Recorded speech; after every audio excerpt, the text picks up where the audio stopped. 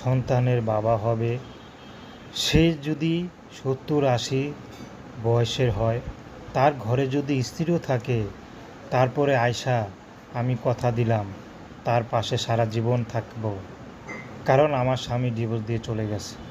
তো দর্শক, আজকে আমরা এক অসহায় মেয়ের গল্প তুলে ধরব, যার নাম হচ্ছে আয়শা। আয়শার পরিবারে মা আছে, ছোট একটি সন্তান আছে।